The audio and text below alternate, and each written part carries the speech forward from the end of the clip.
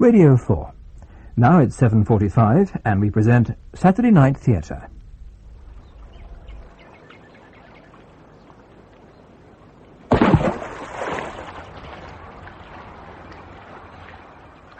The Deep End by Alan Downer, with Neil Dickson as Richard Hamon and Rosalind Adams as Paula. The Deep End. Oh, that hurts, Paula. It's supposed to make it better. Who says? It's one of the basics of folk medicine, isn't it? If you've got a black eye, you put a stake on it. Well, it's not doing anything for mine. Ah. Apart from which, it's a hell of a waste of steak. This one's over. Over? How do you mean? You know, over. Surplus to requirements, going begging, that sort of over. Imogen can't come. Eh? I knew you'd forget. Richard, we're giving a barbecue this evening. That's why Martin's spending the night with Granny. Ow! Sorry. Oh, who's coming? Well, as I said, Imogen can't make it. Desmond phoned this afternoon. She's off on one of her jaunts. She's only just got back from the last one. You know Imogen. Anyway, that means we'll be 5. Dear old Desmond. Some say. He gets no encouragement from me. Desmond is a kind of pop-up book. Every page you turn, there he is in glorious 3D, drinking you out of house and home. Who else? Piers Dupoy? Oh, God, not Piers. He'll spend all evening trying to flog us a new house. That's when he's not following you around, rippling his muscles and oozing charm. Well, never mind. Louise is also coming, and she'll flash her big blue eyes and flawless teeth at you, so... Sounds like a fun time for both of us. Mm. Sweetheart, you have to press quite so hard. Sorry, it's very painful. It hurts like hell. It looks pretty spectacular, too. It's all the colours of the rainbow. Look, Paula, can we... you know, play it down with them? Oh, you mean tell them you walked into a door? Why? Well, I don't want to go into all the gory details. Sweet man. Ego trips just aren't your style, are they? Well... There. Torture over. Now I must go and get changed. Perhaps they won't ask. Won't ask? Ha! Piers, this is Louise. Louise Cabot. How do you do? She runs the beauty salon in French Lane. Ah, yes. And Louise, this is Piers Dupoy, who is estate agents Dupoy, Rousseau and Day. Hello.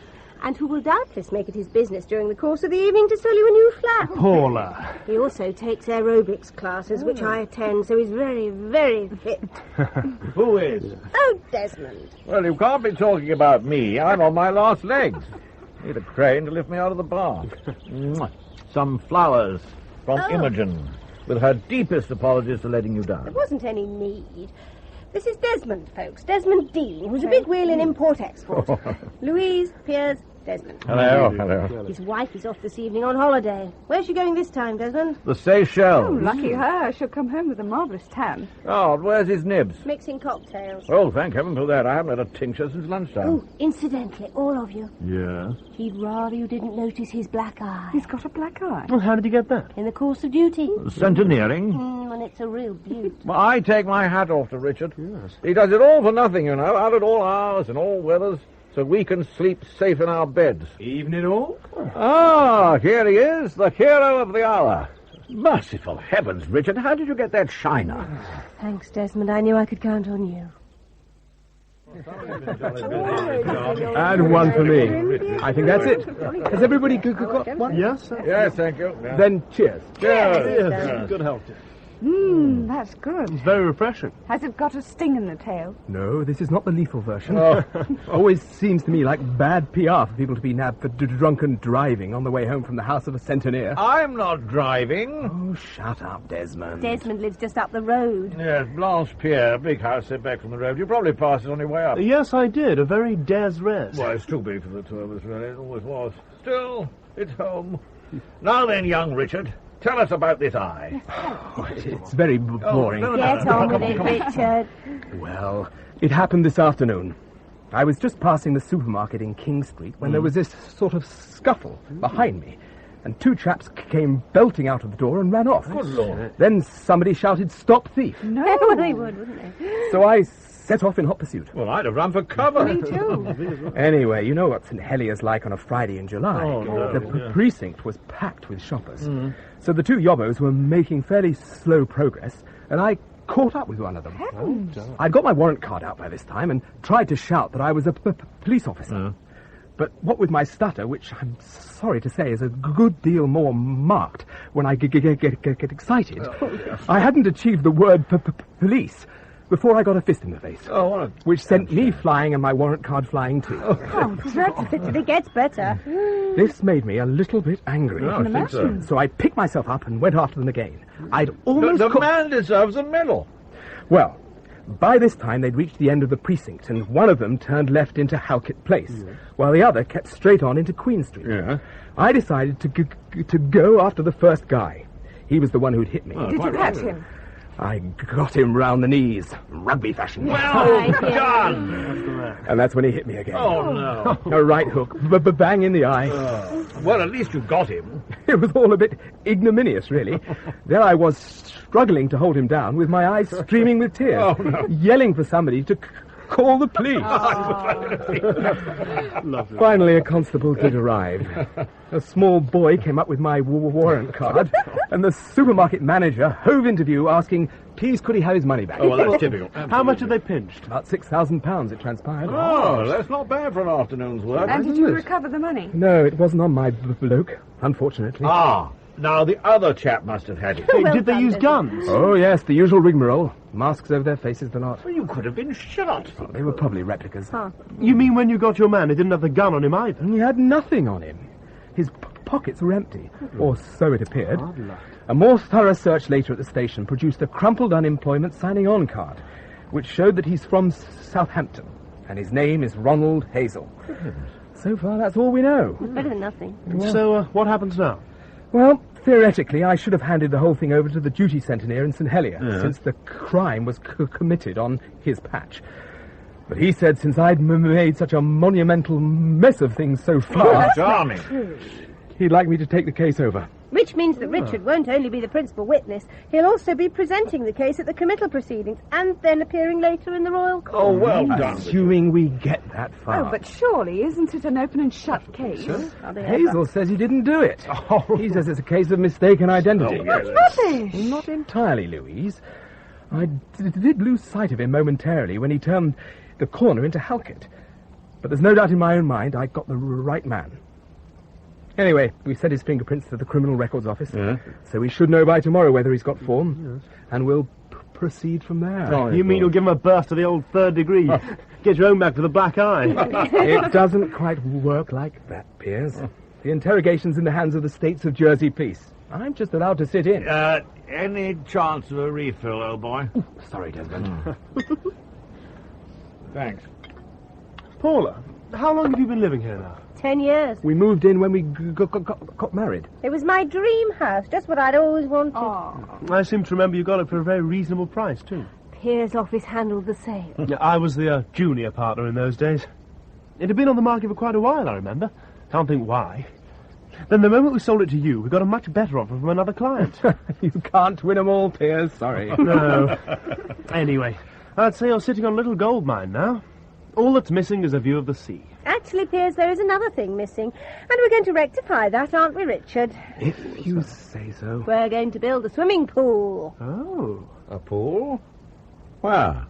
Over there. We don't need that bit of lawn, and the roses have never been much cop. We could fit quite a decent one between the yew hedge and that tree. Sounds marvellous. Oh, what about my rockery? Oh, I'm sorry, Desmond, that'll have to go. How dare you? I built that rockery with the sweat of my brow. Yes, you chose the wrong day to come over and introduce yourself. It was soon after we moved in. Paula and I were struggling with this rockery, Richard was determined to have one. and Desmond turned up and gave us a hand. I've never seen anyone work so hard. He and the wheelbarrow were just one big blur. All day. Oh, well, I had to show willing. I mean, what else are neighbours for? And now you're going to dismantle it all again. Afraid so. I promise it'll be worth it, Richard. Will it? Well, the beach is only a few minutes away. You've got a pool? Only for Imogen to revolve beside in the summer. Well, I think it'll help Martin with his swimming. He's not quite 5, and he finds the waves rather daunting. He'd be much happier in a pool. Well, as far as I'm concerned, they're an expensive luxury. They've got... Good grief, is that the time?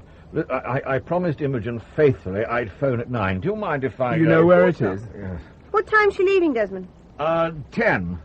Well, she could have come over. Yeah, well, you know Imogen. I mean, when she packs, it's not everything but the kitchen sink. The kitchen sink goes as well. Oh,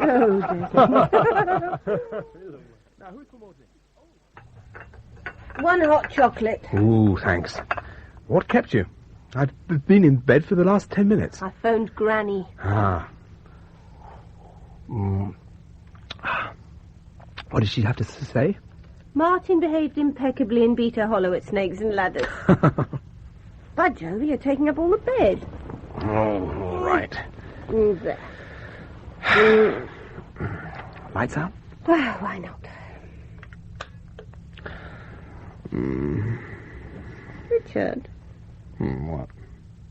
you are in favour of this pool, aren't you? If it's what you want. And how about phoning some builders in the morning, getting some quotes? Okay. Oh, can't. Sorry, not tomorrow. I'll be sitting in on this interrogation. All day? Could be. Dave's inclined to play it by the book. Who's Dave? Detective Sergeant Dave Michel, BSc Economics. Well, He's the man in charge. Oh, and young LePap will be there, I expect.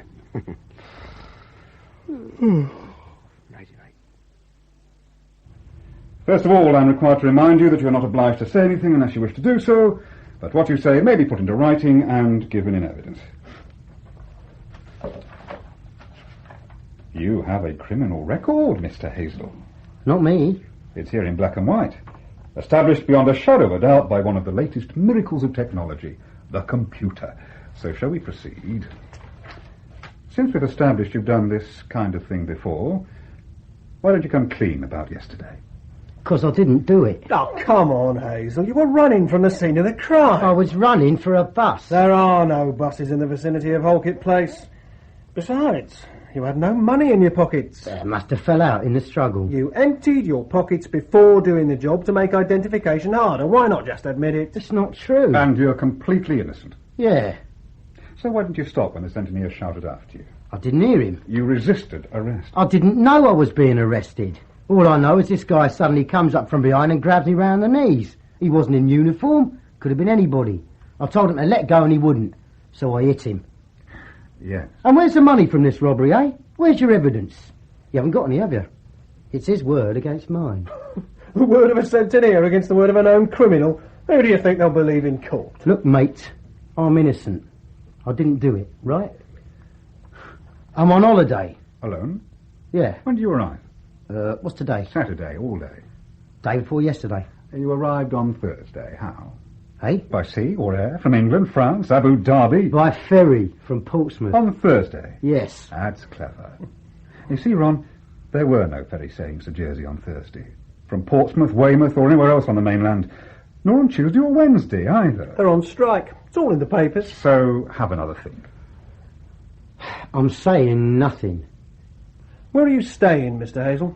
One of them bed and breakfast places. What's it called? Can't remember. All right, then, the name of the street. Come on, Ron, you must know where it is. I know where to find it. That's good enough for me. You're stalling, aren't you? Fine time for you, mate. You won't get off the island, Ron. It's all over, bar the shout. So let's have it, Ron, the truth. Bastards. Righty-ho then, Sunbeam. We'll have to start all over again. How did you come to Jersey? He's as guilty as hell, Richard. I agree. Why can't he just admit it? Save all the hassle. The case against him isn't all that strong. He knows it. Oh, come on, Dave. He was running from the scene of the crime. He resisted arrest. He's got a criminal record. Circumstantial. I like everything nice and tidy. Anyway, before you actually charge him, wouldn't it be advisable to establish a few more facts? Like what? Well, for a start, it'd be nice to get an ident on Hazell's mate. Better still, lay our hands on him with the money still in his possession. Oh, yes. These things do happen. Hazell may sing. If he doesn't, we've still got the description you gave us on chummy number 2. Right. Blonde, stocky, early 20s, wearing blue denim jeans and a brown jacket. Which is pretty general, I know, but it narrows the field. Got the Southampton police checking on Hazell's known associates. If they turn up one who answers description, we're in business. And if he's still on the island? Even as we speak. Well, the Pappy's making a tour of the local bed and breakfast places with a photograph of Hazell. If his mates hold up in one of them, Bob's your uncle. Dave, there are hundreds of bed and breakfast places in St Helier alone. So what's the hurry? We'll get there in the end. I'm a firm believer in the efficacy of the system. Thorough groundwork, standard procedures. Perspiration rather than inspiration. All that. Not exactly the way you like to work, I gather, but we can't all be Sherlock Holmes, can we? Excuse me. Sorry, Michel. Huh? Oh, yes. Hold on, please. It's a Mr. Piers Dupoy. For you.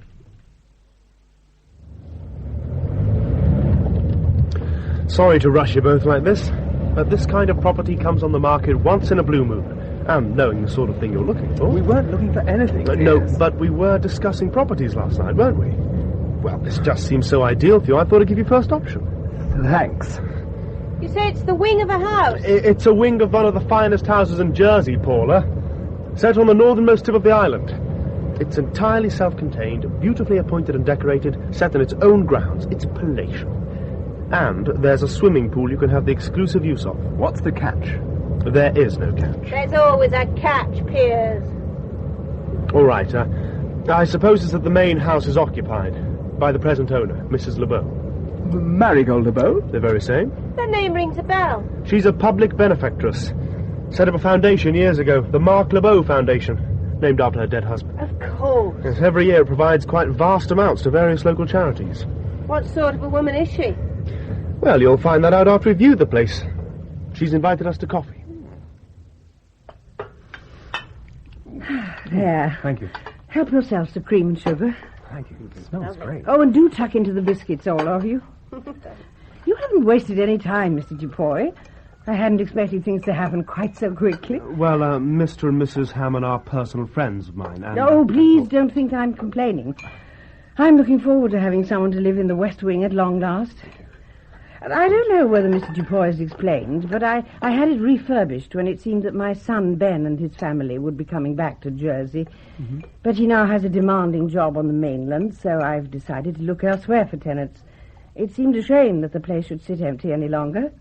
You live alone, Mrs. LeBeau? Oh, Marigold, please. Yes, I have a housekeeper who comes in every day, but, well, since my husband died, I keep pretty much to myself. You've had a good look round. Do you like it? Oh, it's like a palace. Well, it was conceived on the grand scale. It was the old manor house of Sorel, you know, and there's been a house on this site right through since Norman times. Of course, the present buildings are quite recent.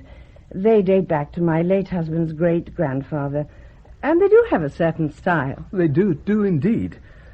I know as a prospective purchaser I shouldn't really say this, but I'm sure the property would fetch much more than you're asking. Oh, I'm not interested in the money. It's time there was some young life going on at Peacock's. It's been a mausoleum for long enough. I can see why it's called Peacocks. Yes, my husband thought them such beautiful birds. We've always kept a pair. So, that's what we called the house. Have you a family? One boy, Martin. He's nearly 5. He's at nursery school in the mornings. He starts school properly in September. Oh, he'll love it here. Children invariably do. So much space to run wild. Does he swim? Not yet, no. A sore point. So far, he's a bit scared of the water. Mind you, he's only been in the sea. The waves must look very big when you're his age. Oh, he'll soon learn in the pool. Oh, I'm sorry. I'm rather taking things for granted, aren't I? I must give you time to make up your minds. Let me just say that I hope very much you'll say yes. Well, didn't I say it was ideal? And an absolute snip at the price. You'd be idiots not to take it. How much would we get for our house? Well, as a matter of fact, I was looking through the file before you arrived, and I reckon you've got a purchaser all lined up. Already? You are quick off the mark. No, it isn't quite like that, Paula. As I mentioned to you last night, when you bought the house, there was somebody else interested. Very interested. They just got in a fraction too late. And when they failed to purchase, they asked to be given first option if the property ever came up for sale again. It's 10 years ago, of course, and things could have changed.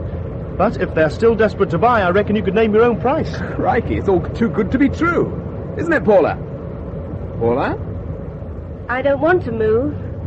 Why not? Didn't you like the house? Oh, I loved it, and the grounds. They're out of this world. I don't know. It's just... What? Well, I like it where we are. I've been blissfully happy there for the whole of our married life. Oh, you think I'm mad, don't you, both of you, out of my tiny mind? I am awake. You can put the light on. Righty-ho. What's the time? 20 past midnight. And a fray at the disco. Not again. Bad? Couple of bloody noses. All part of life's rich tapestry. Now, don't think I'll bother with pyjamas tonight. I do love you, you know. Hmm? Not every husband would be so understanding. Oh! You mean about peacocks? Mm-hmm. You did turn it down, then? Yes. I phoned Piers at lunchtime. Yeah? Spoke to Marigold as And? well. Well, she sounded disappointed. Oh, God, I'm a selfish cow, aren't I? Deprived Marigold of a little human company, Martin of a marvellous environment to grow up in, and you of a once-in-a-lifetime financial coup. Oh, below the money. Yeah, but also I can stay in this perfectly ordinary house in a perfectly ordinary setting. Doesn't make sense. Do you mind dreadfully? Of course I don't. Scout's honour. You're sweet. And gentle. And kind and considerate. And sexy. Oh, do. You know, you mustn't worry about this peacocks business, you know. We're very happy here. We'll build our pool for Martin to splash around in. And we'll forget the peacocks ever happened. Okay. Hey, did you see that letter for you downstairs? Did you read it? No, not yet. Hadn't you better read it? Will you stop it? Listen, it was delivered by hand, pushed under the door. Can't it wait, Paula? First things first, could be important. All right. As it happens, I brought it upstairs with me. It doesn't look vastly important. Probably a butcher's bill or something. Paid the butcher. I said or something. Yeah.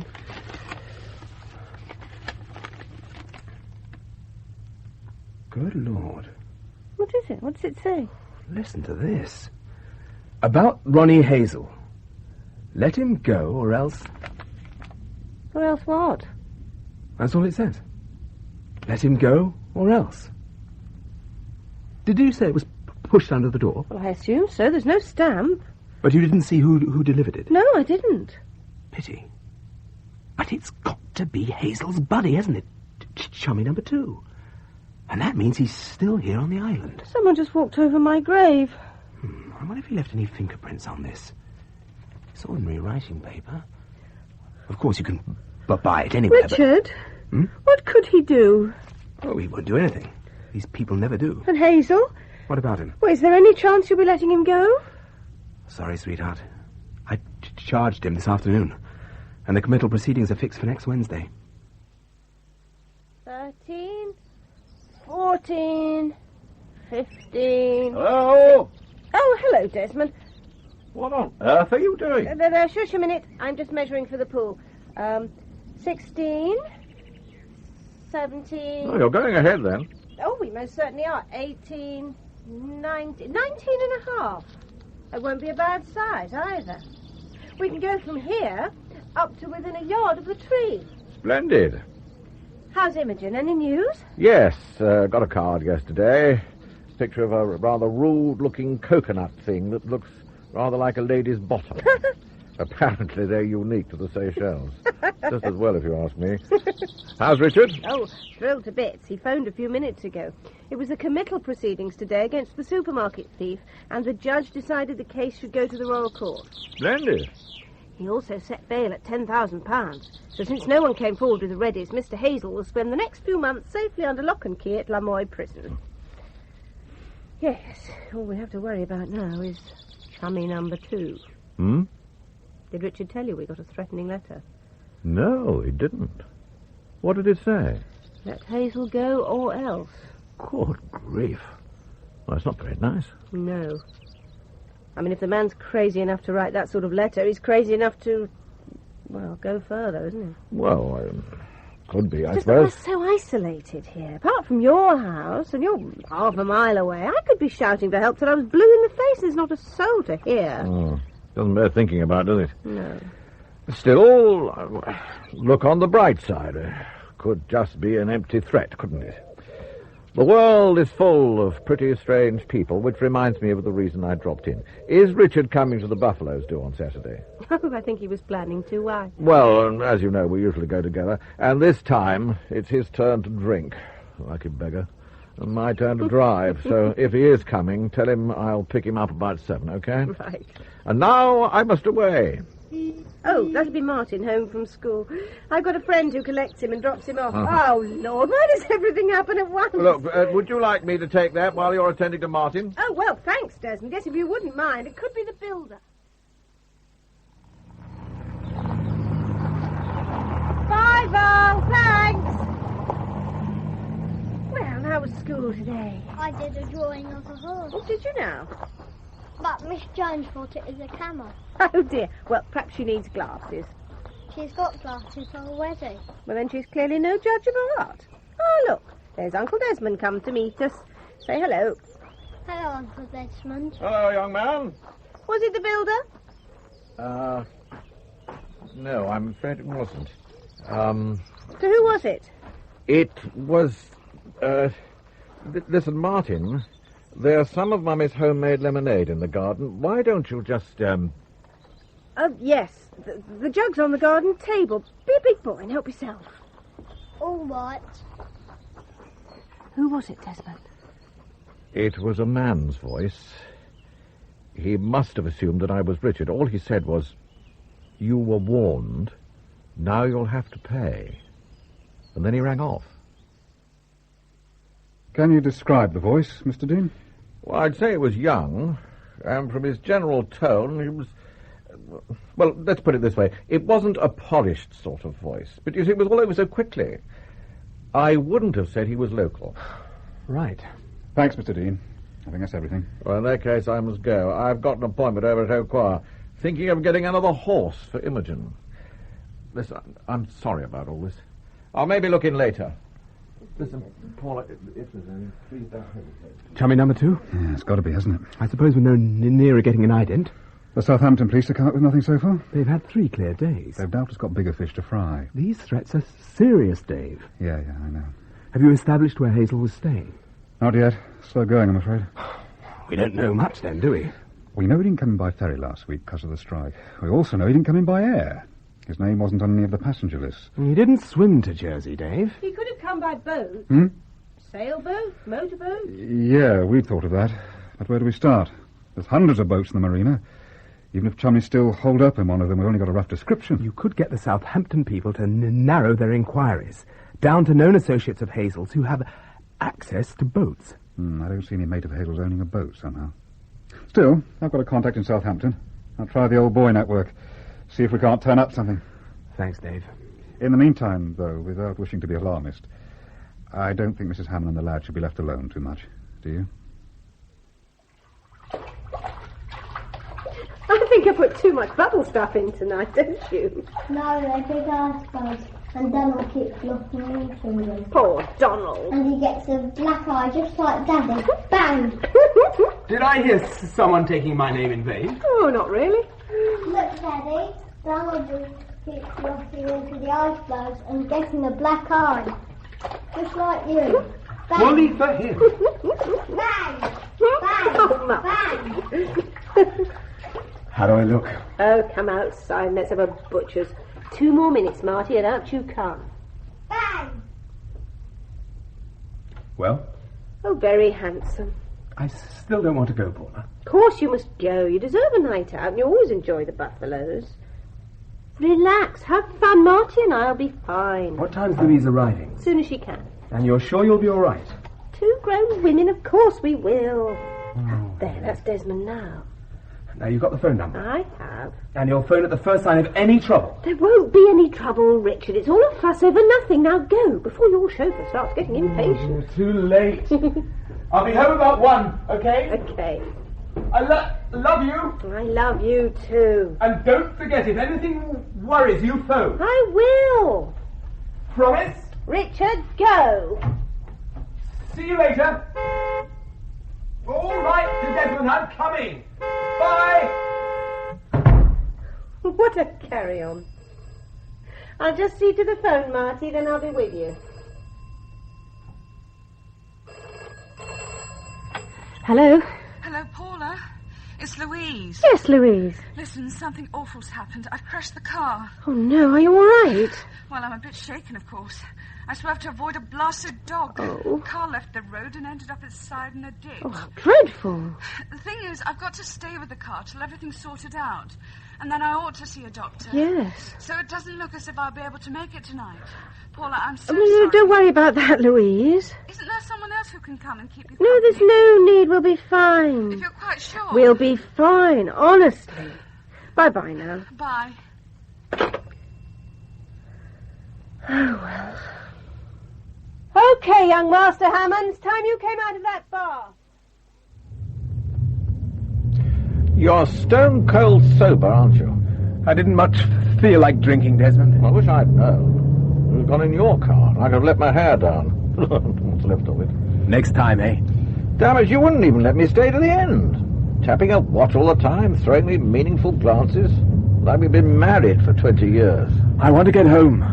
Richard, the night is young. It's barely 11:30. All the same. But I tell you what, why don't we stop up at my place, and then we... Something coming up behind. It's a fire engine. Well, there, hell of a hurry. Where do you suppose they're off to at this time of night? There isn't much up this way. Except... Put your foot down, Desmond, please. Hey, play that was a bit to your left now, Bert. Yeah, that's right, hold it there. Got ya! I still think we're wasting our time. Hey, what's that idiot all Hey, somebody stop him, for God's sake! Get him up! Where you go? Where the hell do you think you're going? In there! Oh, no, you're not. You don't understand. This is my house. I don't care whose house it is. You're not going in. You can't go in, Richard. The place is an inferno. You'd never get out again. I've got to try. My wife and son are in there. Will you listen to me, sir? They're safe. Your wife and son are safe. Oh, thank God. Where are they? Last I saw them, they were down there getting some mugs of strong tea. Thank you. Thank you. How do you rate your chances? Nil. Another hour and it'll be a shell. And Mrs. Hamon and the boy, they're not hurt? Bit singed maybe and shaken, but otherwise they're okay. Oh, now listen, I live up the road a little way. Is it all right if I take them home with me? Help yourself.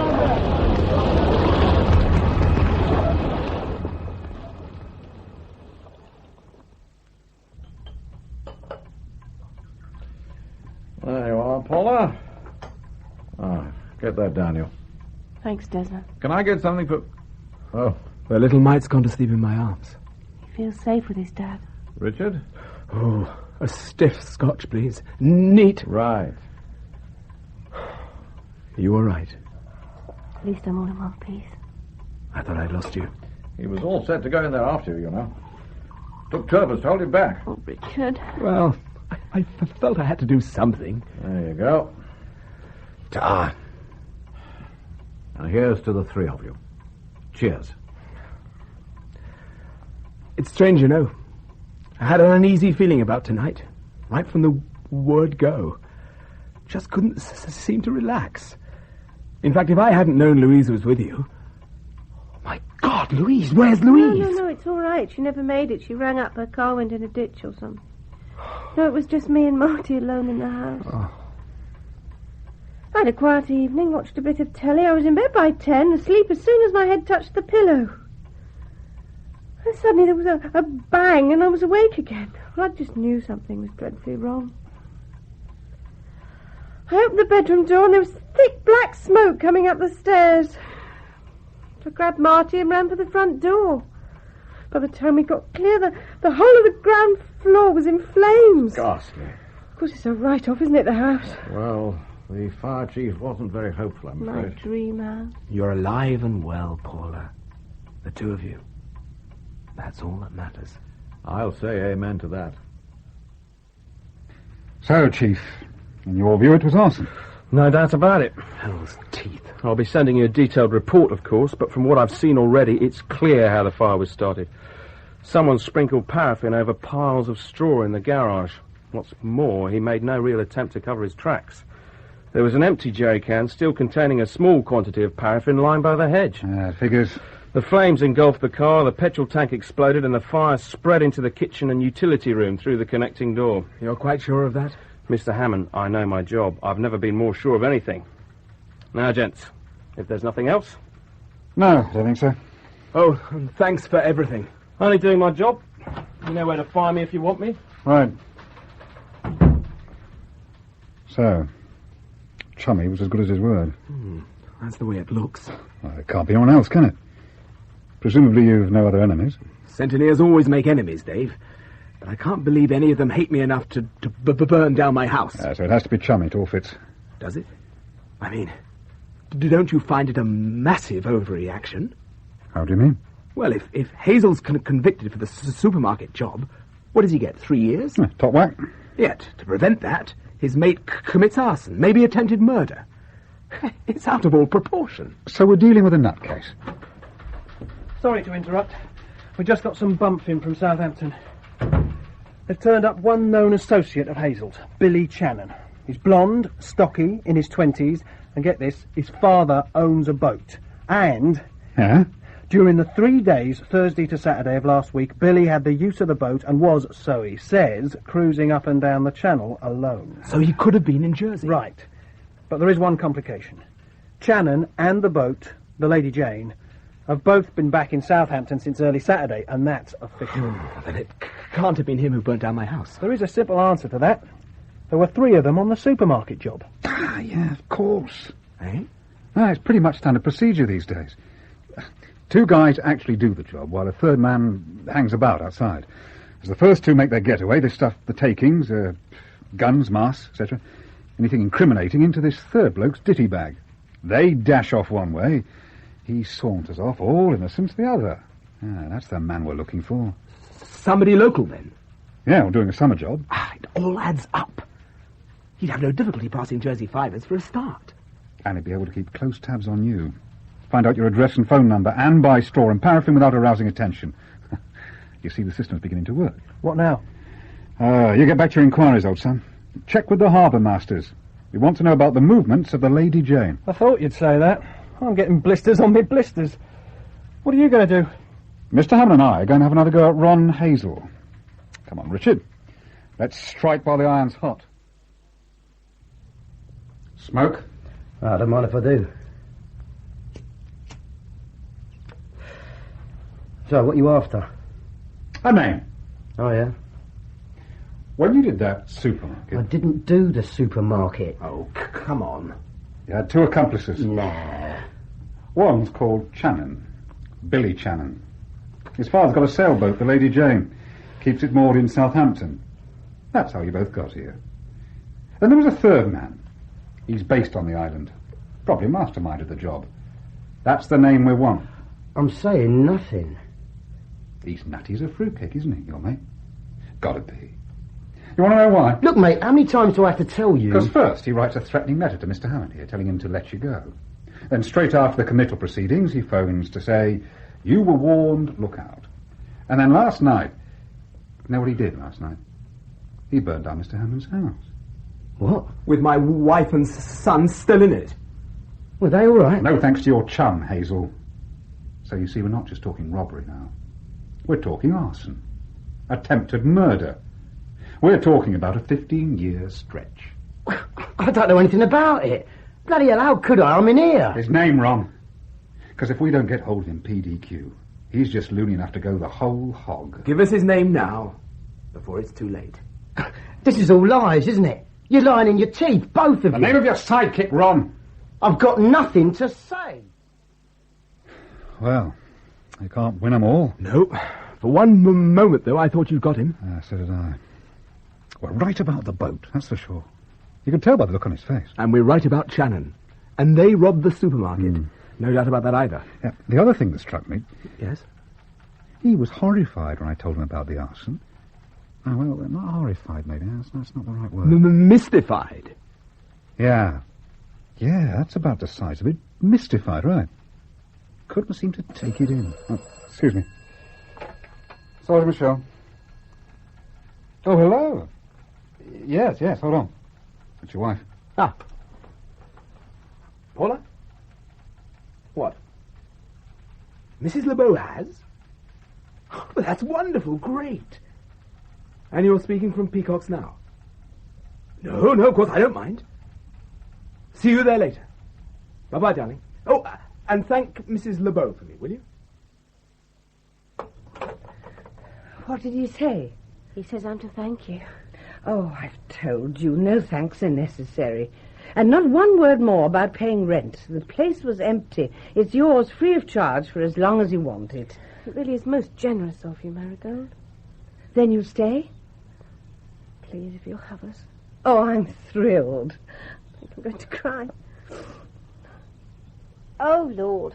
What? I'm so sorry. My son's climbed up into that oak tree. Look, I'll get him down straight away. Oh, there's no need. He won't do any damage. That tree's marvellous for climbing.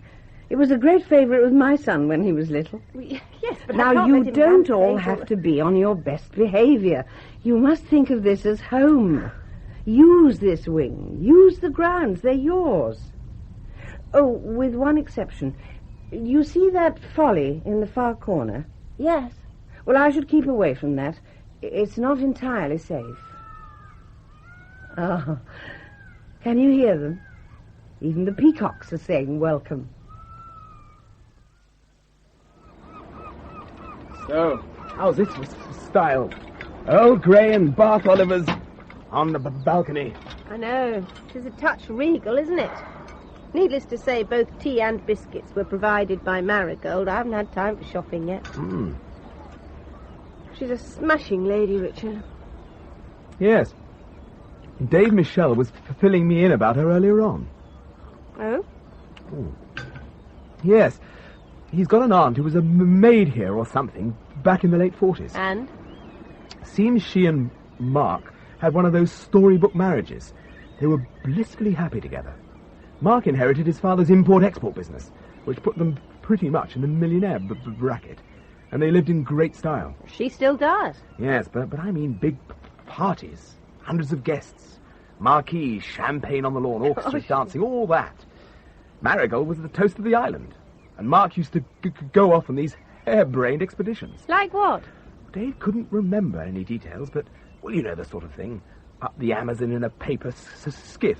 Across the Sahara on roller skates. Anything, really, just as long as it was dangerous. What was he trying to prove? Haven't a clue. But it caught up with him in the end.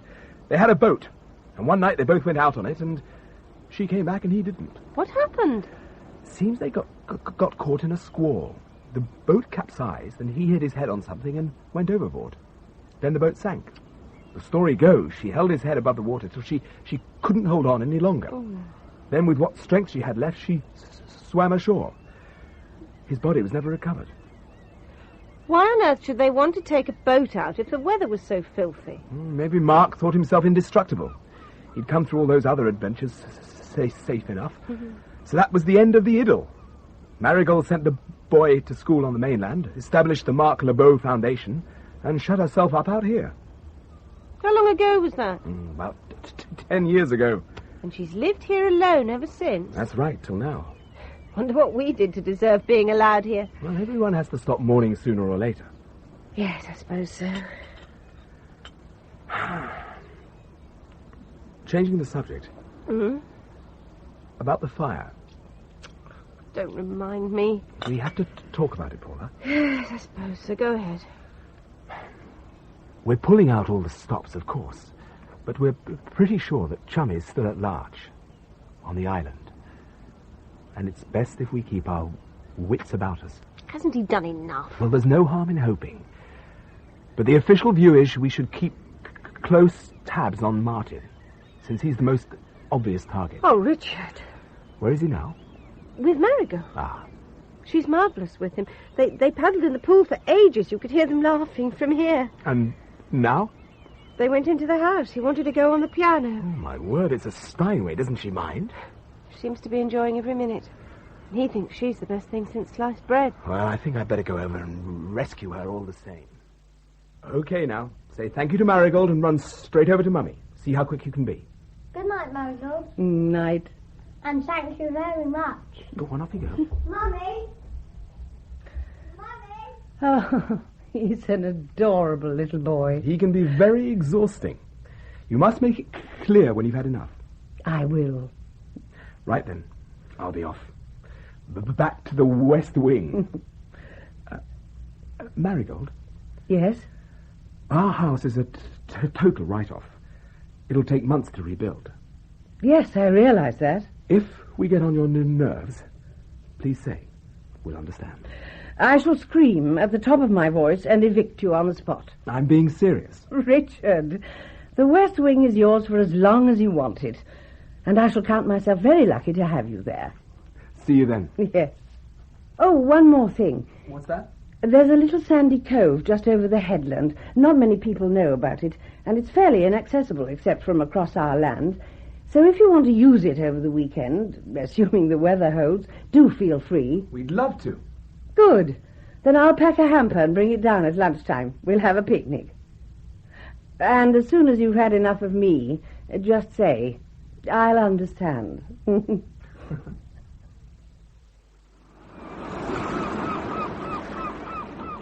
Hey! Bravo, Richard. Not a drop spilled. Pass us the glasses, Paula. There you go. Oh, champagne and caviar on the beach. Usually pasties and buns. I've got pasties and buns for Martin. I feel sure he'll be happier with those. But we've got something to celebrate. What? You moved into West Wing precisely 2 months ago today. Crikey, is it that long? To the day. And for me, the time has just flown. You've breathed fresh life into the place. So, your very good health. Cheers. Yes, cheers. And yours. Now, where's the canapé? I'll call Martin, shall I? Can't seem to get him out of the water these days. No, leave him where he is. He's happy enough splashing about down there. He'll come up soon enough when he's hungry. I suppose so. Oh, God, this is magic. Sad to think the summer's almost over. There. Now help yourselves. Oh, thanks. Oh, it's been such a luxury to have the beach all to ourselves. No tourists, not a crisp packet or a Coke can in sight. It's about the nearest thing to a private beach on the whole of the island. As a matter of fact, we used to skinny dip in the old days from the beach here, or the boat. Boat? We used to have a boat. Yes, but you couldn't get it in here, surely. Oh, yes. It looks rocky, but there's quite a wide navigable channel. And it's such a sheltered spot, one can anchor here safely in summer. Now you tell me. What? Richard's got a boat. And I've barely used her all summer. If I'd known I could get her in and out of here... There's always next summer, isn't there? Well, West Wing is still yours for the asking. Why don't you reconsider?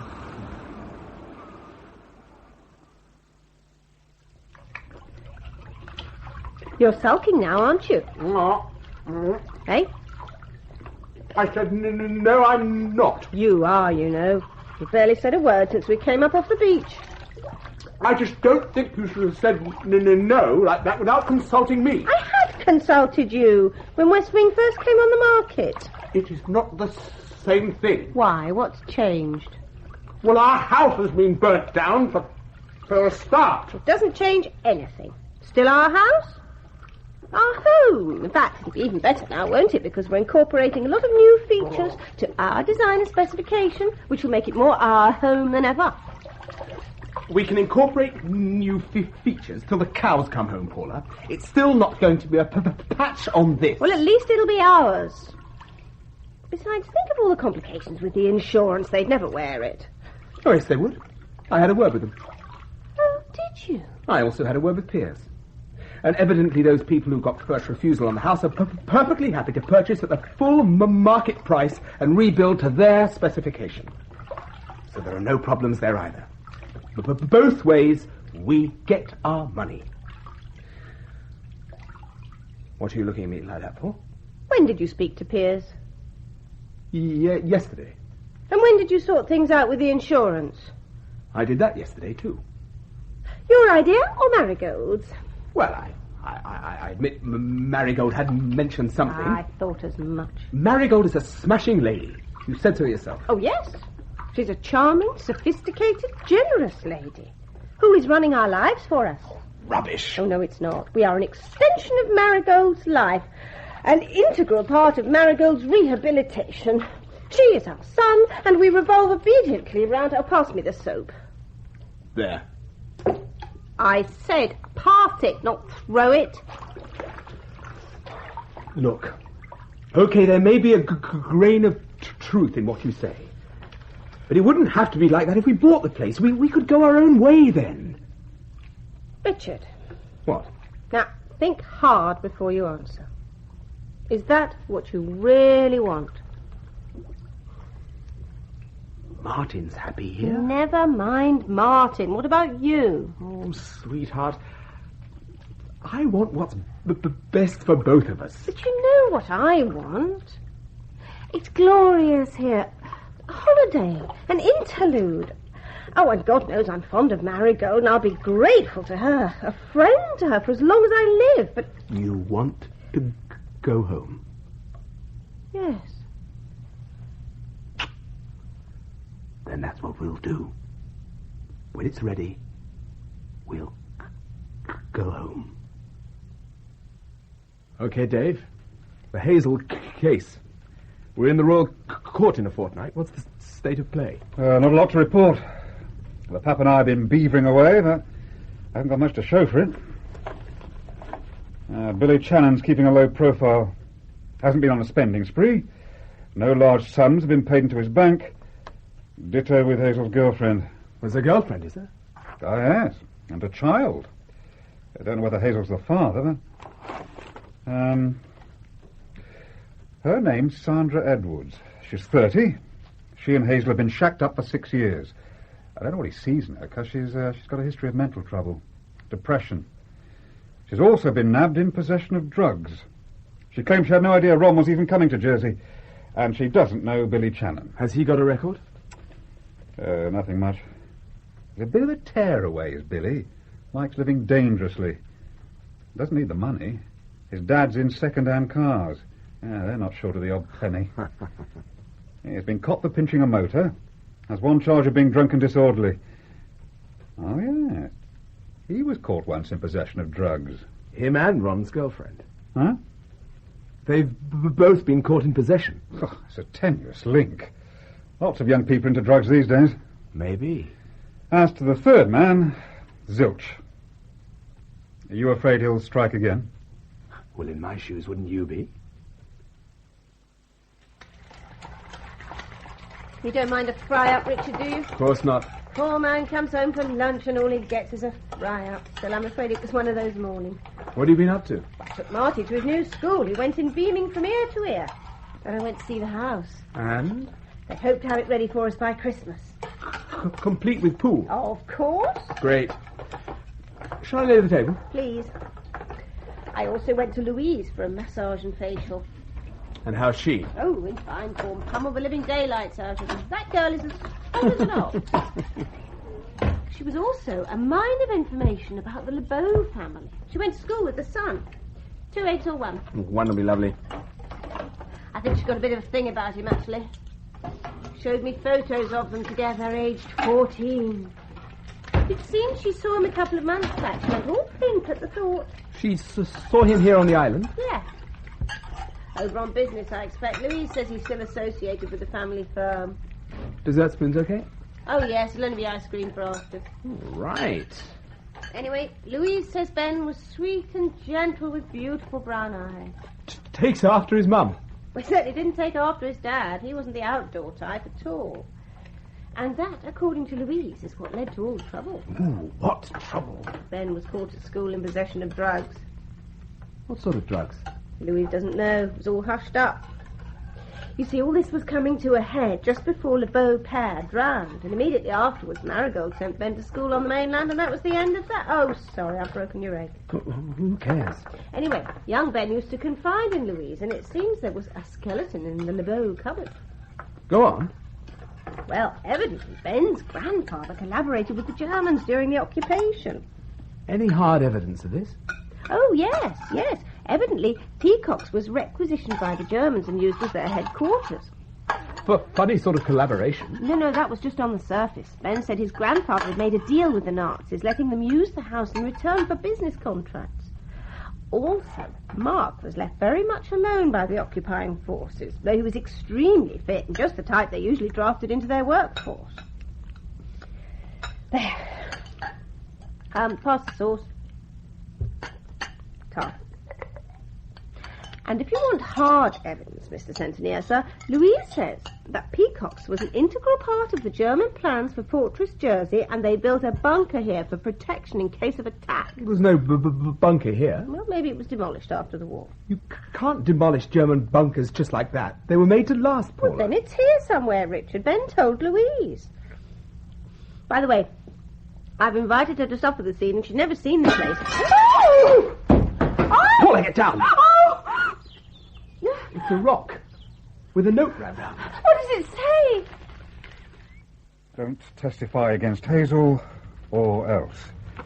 He doesn't give in easily, does he? I want round-the-clock protection for my wife and son. We haven't got the men. Look, you and I both know this guy doesn't make idle threats. Richard, be reasonable. There's a fortnight till the case opens. You're expecting us to mount a 24-hour watch till then and beyond. It's not on. That'll be Paula. I've asked her to phone every hour. Hello? Hi, it's me. Oh, hello, sweetheart. Nothing to report. All's quiet on the Western Front. Is Martin with you? I'm collecting him from school in a few minutes. Then we're going over to have tea with Marigold. Her son's just arrived from the mainland. Good thing there's another man about the place. Look, Paula, you'd better tell Marigold what's happened and explain that I'm trying to arrange for a police watch right around the clock. But if she's not happy about it all, and who's to blame her if she isn't, tell her we'll move out of the West Wing as soon as possible and into a small hotel somewhere. There's quite a good one right opposite the police station, okay? Paula? Paula? What's the matter? She's not answering. Come on! Well, looking on the bright side. There are no signs of a struggle, no bloodstains, so they only use the minimum of force. Just enough to keep her quiet, overpower her, and get her away. They? It takes more than one, doesn't it? Now, even if they put her under in some way, we've got to assume there was a car, someone had to drive it, and someone else had to keep an eye on your wife. Two men? Yeah, it seems like Chum has found a friend. Oh, here's Le Pape. You get anything? Nothing. Spoke to Mrs. LeBeau and her son. He's over on a visit. They were both in the house when it happened, and neither saw nor heard anything suspicious. Pity, because the blighters must have come in through these French windows. And they're in full view of the main house. Dave, I want a word with you. In private. Right, okay. Check the drive, Le Pape. Yeah. You know the drill. Tire tracks, footmarks, anything. If you want me, I'll be in the garden. Right. Yeah. Yes, Richard. You've got to get the truth out of Hazell. How? Brute force, if necessary. Oh, come on, Richard. It's not on. Damn it, Dave. My wife's been kidnapped. I appreciate that. It's got to be by the book. That's right. Why? Afraid of losing your pension? No. At the risk of sounding pompous, it's to do with abuse of the law. Well, have you got any better ideas? I've got one, off the record. What? Don't testify against Hazell. He's a petty crook. What's so important about getting a conviction? He's guilty. I agree. But even if we pull out all the stops, you may not get a conviction. We haven't got a very strong case. Are you serious? Also, if Hazell's advocate knows his business, there could be counter-charges against you. Wrongful arrest, excessive force. You could be in it up to your neck. You are serious, aren't you? I know it's what I'd do in your shoes. No. No way.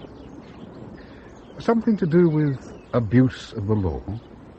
At the risk of sounding pompous. So, what do we do?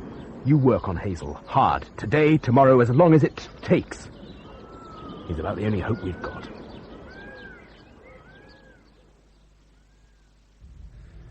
All right. Ronald, one more time. What's his name? I'm saying nothing. You know what, Sunbeam? You're as loony as he is. You'll get 2 to 3 years for the supermarket job. Less if you plead guilty and tell us what we want to know. But conspiracy to arson, kidnapping, attempted murder, they'll put you away for life. Oh, what will that do for your girlfriend? Hey? Oh, yeah, we know all about your Sandra and the kid. How are they going to manage without you? It'll kill her, won't it? I mean, let's face it, she doesn't cope all that well as it is. You leave Sandra out of it. It's depression, isn't it? Well, that's what it said in the file. History of depression. And then, of course, there's the drugs. See, when a girl gets rough, back she goes again on the cocaine, doesn't she? Twice she's nearly OD'd. She'd have done it too if you hadn't been there to save her. And you won't be, will you? From now on. His name, Ron. What's his name? You think you're a hard man, don't you? You're tough, rugged, macho. I get by. Well, it's not what your probation officer thinks. Can I have a smoke? No. You know what he thinks? Whenever Sandra gets low and then goes back to the dope, you go out and do a job. But you don't do it for the money. No, not really. You do it to get attention. That's why you always get caught. What do you reckon to that? I know what I reckon. I reckon that's a load of rubbish. I know what's wrong with you, Ron. You're a loser. A born bloody loser. A fall guy. The sort of idiot who'll put himself behind bars forever rather than snitch on his friends. So, good guy or fall guy, Ron? Which? Because if you want help, you can have it. You've only got to say the word. I can't. I daren't. Why not? Well, they'll kill her, that's why. Who will? Come on, Ron. You'll take care of her. And the kid. You've got my word on it. Okay. Now you're making sense. The truth. Right from the beginning. Billy Channon phoned me. How did I fancy a few days in Jersey? We'd be sailing over in his dad's boat, picking up a package and sailing home again. The job was worth $1,000 between us and money for old rope. What was in the package? Well, I reckon it was drugs. Go on. Billy was told to berth here in St Helier, all nice and official. But, well, we got this bright idea of doing over the supermarket. Seemed like too good a chance to miss. So we anchored in the bay and came ashore in the dinghy. You know the rest. So who's the third man? There ain't no third man. Oh, come on, Ron! There ain't! It was just me and Billy, as God's my witness. It's the truth. I suppose you're proud of yourself. Whatever do you mean, Mother dear? Oh, don't waste that look of innocence on me, Ben. I've seen it all too often. You did it, didn't you? You and that crony of yours. Mother, I'm trying to unpack. Why did you? You know why. It was a logical development of everything that had gone before. Kidnapping. Ah, yes, I see your point. Never miss a trick, do you? But yes, you're quite right. We can't afford to let her go. You won't even stop short of murder? Well, we can't, can we? We've got too much to lose. We? You're in it as deep as the rest of us. Where is she now? In the bunker. Trussed up like a chicken. Oh. Why are you taking it so hard? The Hamons are my friends. Okay, then. I'll make it quick. Look, Richard, I won't stay. In the circumstances, I'm sure you'd rather be alone. No, but please, have a drink at least. Paula told me you were coming to supper. I forgot. I should have put you off. What'll it be? Gin and tonic? Please. You must think I'm the kiss of death. Sorry? Well, I mean, I was at your house the evening you arrested that man, and I was supposed to be spending the evening with Paula the night your house was burnt down. I don't bring you much luck, do I? Oh, I'll forgive you. 1 gin and tonic. Thank you. Cheers. Bad things always happen so suddenly, don't they? Hmm? You know, out of the blue. There you are, having a good time, and suddenly... Because it was a nice party, wasn't it? That night at your place. Glorious evening, good company, fun and laughter. You and Paula planning to build a new swimming pool. The future seems so assured, and then... Louise, Yes? Say that again. About the pool. We were planning to build a pool. Well, yes, you were, weren't you? And Paula was pointing out where it was going to be. From a yew hedge on one side to a large tree on the other. For Martin to splash around in. That's it, Louise! Richard, are you right? You've done it. My mind was so full of Hazell and his lunatic accomplice, I was failing to see the obvious. I'm sorry, Richard. Piers Dupoy. What about him? Have you got his home number? Yes, in my handbag, but... Don't ask questions. Just get it for me, please. Okay, Ron. Now let me get this straight. You and Billy Channon came over here alone. You did the supermarket alone. And neither of you knows or was aided and abetted by anyone on this island. That's right. So, who wrote those threatening letters to the centenier? Who burnt his house down? Who's just kidnapped his wife? I don't know, but it wasn't no mate of mine. Now, can I have that smoke now, please? Oh, give him a ciggy for Pete's sake. While I exercise my little grey cells. There you go. Oh, Tar. This other job. The pickup. Yeah? Tell me more about that. We were supposed to berth in St Helier that Thursday night, all kosher. Then, on the Friday night, we would have set off for home again, stopping off on the way to pick up the doings. Stopping where? Some quiet spot on the north of the island. Did it have a name? Well, not that I know of. It was Billy had all the details. Damn. I'll tell you what, though. I could point it out to you on a map.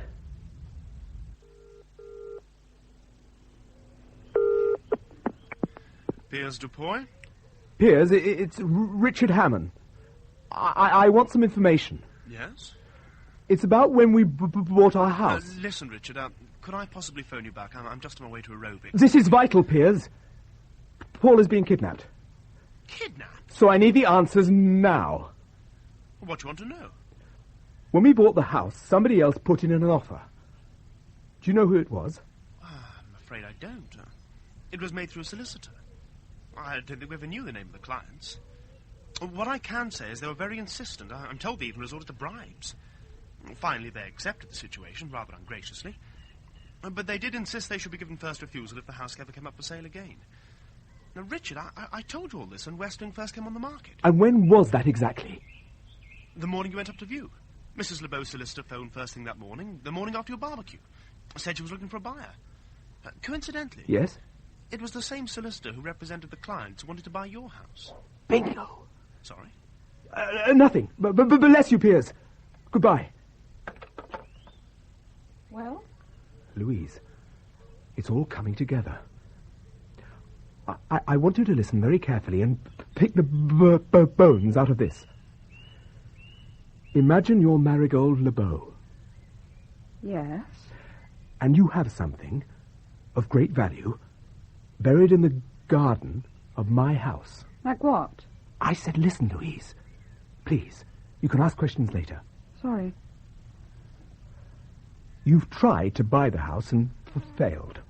And you've arranged for the first refusal if it ever comes on the market again. But that's all you can do to safeguard your property, whatever it is. So you just cross your fingers and wait. For 10 years, there's no problem. Your belongings are undisturbed. But then I decide to install a swimming pool right on the crucial spot. What do? I don't know. What? You make me an offer you think I can't refuse. This place? At a ludicrously low price. And, of course, with full use of the pool.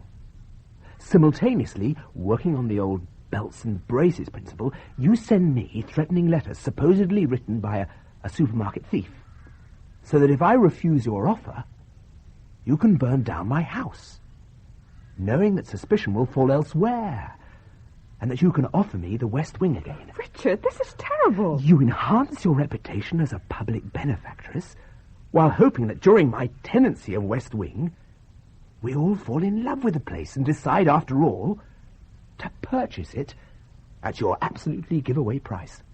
Whereupon your house, or what's left of it, will come back on the market. And you'll buy it and keep your secret safe. Right? But it doesn't work out like that. The idiotic Hamons, mainly on the insistence of the wife, still refuse to swallow the bait. They plan to rebuild their house, complete with swimming pool. So... I kidnapped Paula. Yes, Marigold. That is exactly what you do. And still under the smokescreen of a deranged supermarket thief who will stop at nothing to keep his mate out of jail. I couldn't have done it alone, could I? No. But you have a son. And he was here at the time of the kidnapping. He was also here on the night of the fire. Eh? I saw him. It was the night of my accident, remember? And I spent a good half hour waiting by my car at the roadside.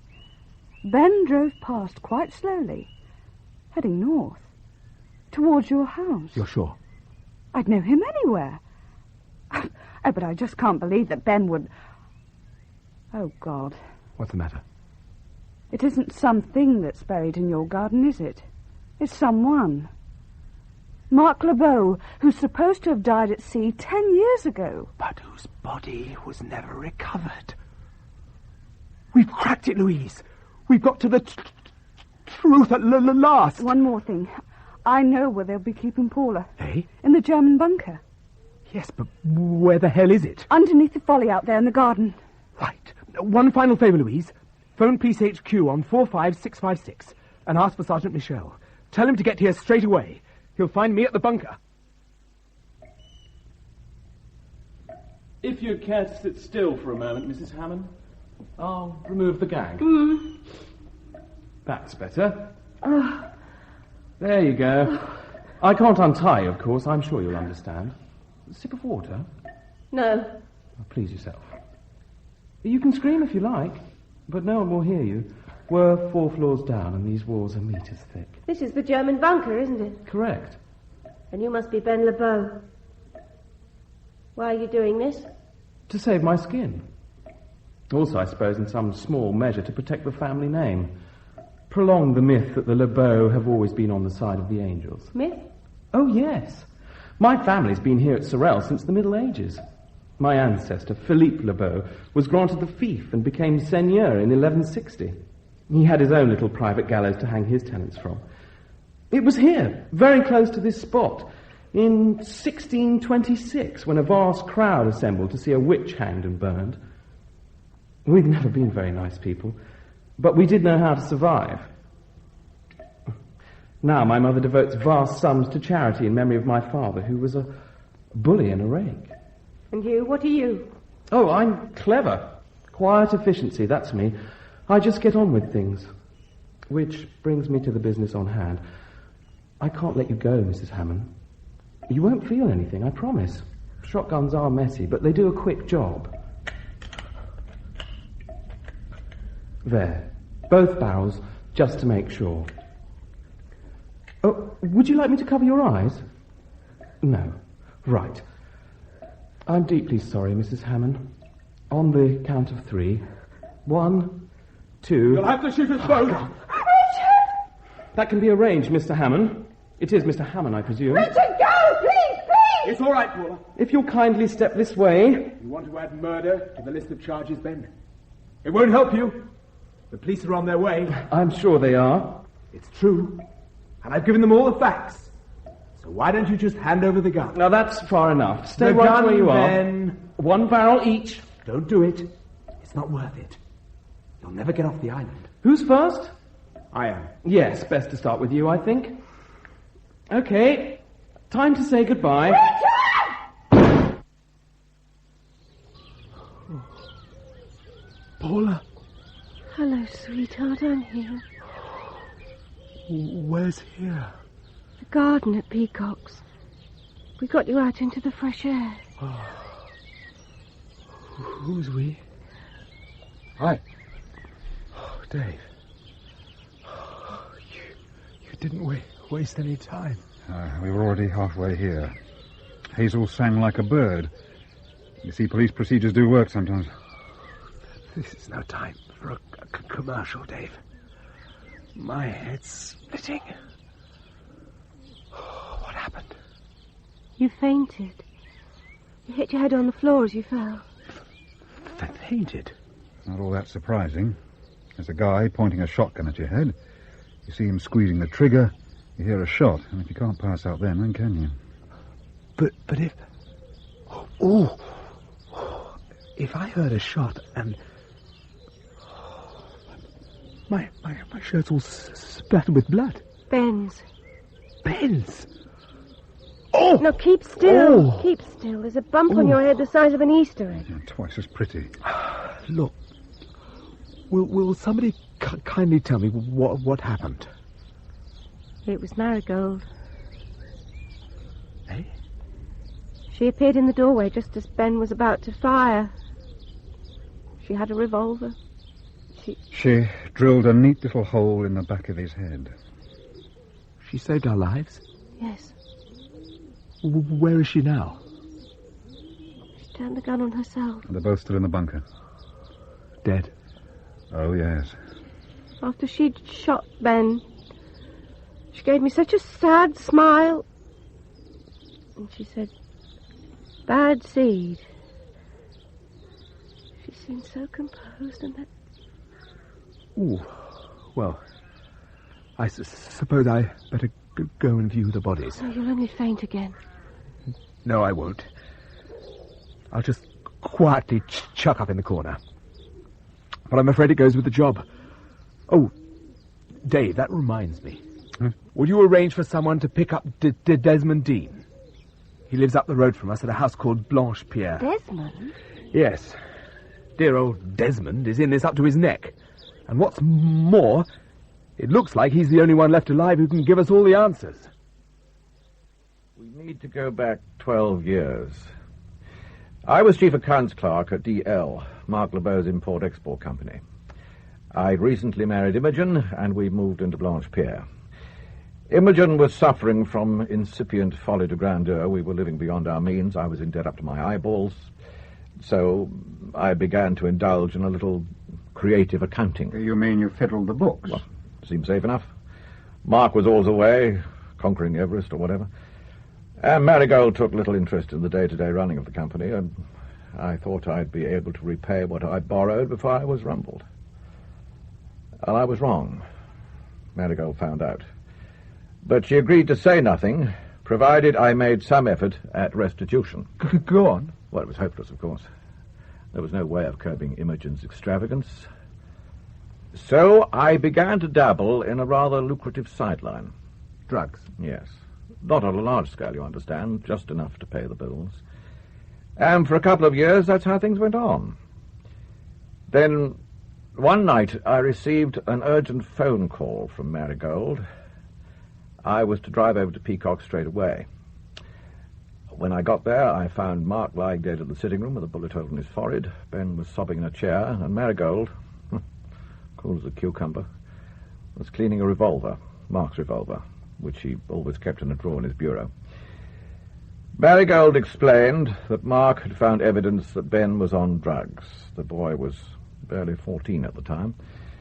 Mark had got into a fury and had started slamming into them both. He blamed Marigold? Apparently. Though I'm sure she had known nothing about it. Was there evidence of a struggle? Oh, yes, yes. Marigold's face was bruised and bloody. Mark did have a violent temper. Anyway, as a last resort, Marigold went for the gun and was finally forced to use it. In self-defense? Possibly even by accident. I didn't ask too many questions. I just started to phone the police. But, Yes? Marigold said no. She'd already worked out a plan to cover up the whole sordid business. She was going to stage a boating accident. Mark was going to drown, and she would survive to tell the tragic tale. My job was to dispose of the body? Yes. Well, of course I refused, but... Well, Marigold promised that if I made a good job of it, she'd promote me to managing director of DL and pay me a salary to match.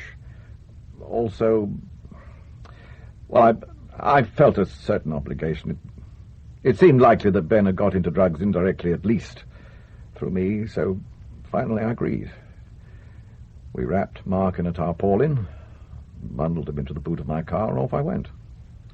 Well, how the hell does one dispose of a body? I mean, I drove around for hours trying to think of a way. Should I burn him, bury him? I simply didn't know what to do for the best. And then... You saw a for sale sign outside an isolated house just down the road from your own. And you went in and buried him in the rose bed in the back garden. Well, I couldn't bury him at Peacock's, could I? I mean, that'd be the first place you lot would look if you've got a sniff of foul play. And Imogen was giving a party at Blanche Pierre. It seemed the perfect solution. I'd arranged for the company solicitor to buy the house first thing the following morning. However, as you know, that isn't the way it worked out. The Hamons had got it first. And were not open to offers. Otherwise, it had all gone rather well. It was generally accepted that Mark had been drowned, and everyone commiserated with the disconsolate widow. Ben was sent off to the mainland, first secretly to a private nursing home to get him off the drugs, and then to one of the top schools. Marigold established the Mark LeBeau Foundation in honour of her heroic husband, and withdrew from the social scene, choosing to live as a semi-recluse at Peacock's. And I was installed as managing director at DL, with a salary not far short of 6 figures. All very tidy. Of course, I made it my business to cultivate the friendship of my charming new neighbours, so that if they had any plans for the garden, which might lead to the discovery of Mark's body, Desmond would be among the first to hear. In fact, I was lucky. They built a rockery on the very spot. I even gave them a hand. And then 10 years later, my luck ran out. We decided to install a swimming pool. And if you went ahead, there was no doubt that Mark's body would be discovered and identified. The secret would be out. I think you know the rest. Just about. Richard, believe me, it wasn't my idea to burn down your house. Whose then? Marigold's? Ben's. How had Ben got involved? Oh, Ben never lost his interest in drugs. He wasn't hooked himself anymore, but he masterminded an operation that extended into Pakistan and Hong Kong. Yes, I'm beginning to see the light. The stuff got to the mainland via Jersey, didn't it? Via the LeBeau Company. And you were in that too. Yes. Desmond, why? Money? Ladies like Imogen don't come cheap. Can we get back to the facts? Right, we come to the night of your barbecue, Richard. I was in the middle of shifting a consignment of heroin to the mainland. It should have gone by ferry as usual, but there was a strike. And Ben didn't want to risk sending it by air. There was a whisper that customs had got a tip-off and would be on the lookout. So, Ben found these two chaps in Southampton he thought he could rely on. Hazell and Channon. That's right. They were to come over in Channon's boat, put into the cove of Peacock's under the cover of darkness, pick up the consignment, and deliver it to Ben off the coast near Southampton. Then you got two bits of news at the party. Quite. The first was that we were going to build a pool, and the second... that our two idiots had attempted a robbery on a supermarket here in St. Helier, and one had been arrested. By me. Small world. I contacted Ben that same evening from your house. Ben said he could rely on Hazell to keep quiet because he knew if he didn't, something nasty would happen to his girlfriend. But Ben was worried about the possibility of his father being discovered. That was a blast from the past he could well do without. So he suggested we should turn the supermarket robbery to our own advantage. He said, if you started receiving threats about Hazell, you were bound to think they'd come from his accomplice. Which we did. You wrote the notes, Mr. Dean. I did. And the phone call? The one you took? Well, it was a wrong number. You see, it seemed too good an opportunity to miss. So where did Mrs. LeBeau come into all this? I phoned her that night as well. Well, I felt you ought to be told. And it was her idea to offer us the West Wing. Oh, yes. Yes, she wanted no more violence. But when it didn't work, she agreed we had no choice but to burn down your house. It wasn't intended that Paula and Martin should be put in danger. That was Ben's idea. He wanted to get it over and done with. And the kidnapping. That was Ben, too.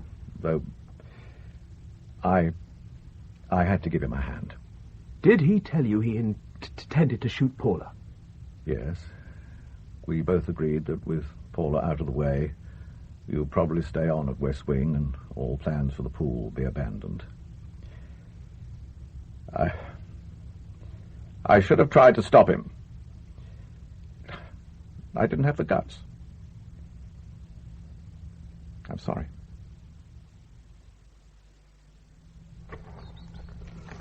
Hold still. Oh! Paula, that hurts. Be brave. It's only cold water. Best thing for bumps on the head.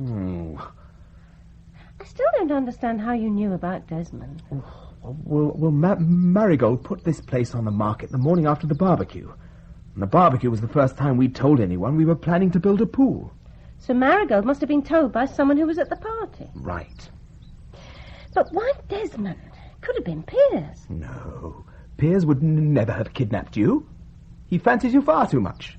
And Louise was largely instrumental in helping me solve the crime. Huh. She's not just a pretty face, you know. Oh! Sorry. This is very painful. It hurts like hell. What's funny?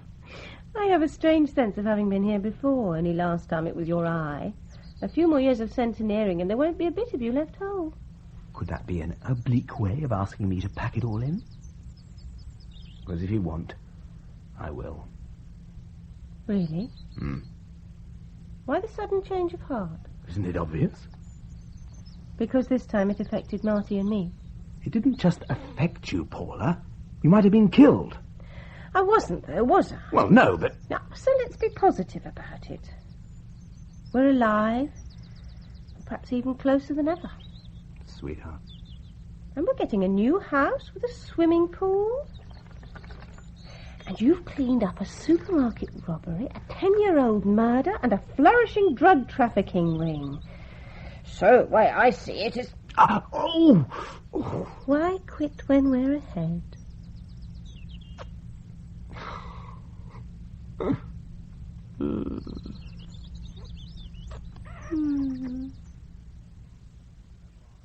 That was The Deep End by Alan Downer, with Neil Dickson as Richard Hamon and Rosalind Adams as Paula. Martin Hamon was played by Benjamin Ramsland, Marigold LeBeau by Petra Davis, Desmond Dean by Reginald Marsh, Piers Dupoy by Dominic Rickhards, Louise Cabot by Cara Kelly, Ben LeBeau by Ian Mickey, and Ron Hazell by Michael Deeks. Philip Sully played Detective Sergeant Michel, and Ken Cumberledge, Detective Constable Le Pape. The Deep End was directed by David Johnston.